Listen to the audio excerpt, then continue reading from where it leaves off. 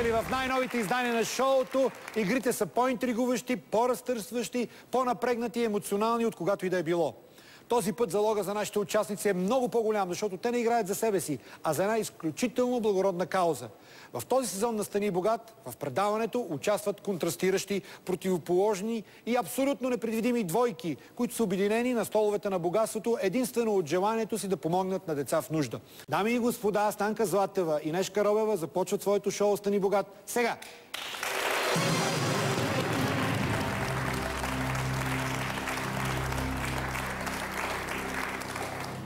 Много бърза версия на правилата и задавам първи въпрос. Ще имате 12 питания, едно след друго ще последват.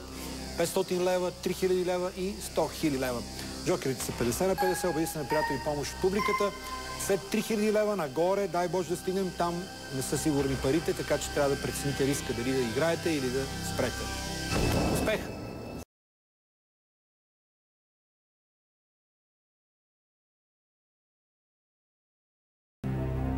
Следващия въпрос. 1000 лева.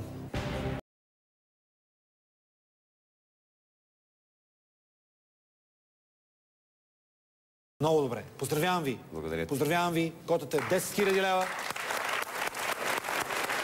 Каузата е ясна. Децата шампиони, децата сираци, децата, на които Нова телевизия подава ръка чрез своите приятели от Българския олимпийски комитет, от Министерството на физическото възпитание и спорта, за едно потенциално бъдещо дете шампион. Това е голяма помощ. Всеки месец да получава една стипендия от 90 лева, в течение на 3 години. Това е благодарение на хора като вас. Благодарим ти, че можем да бъдем част от тази атакуваме 15 000 лева. Готови сте? Да. Орлин и Рафи продължават своя поход Стани богат. Сега!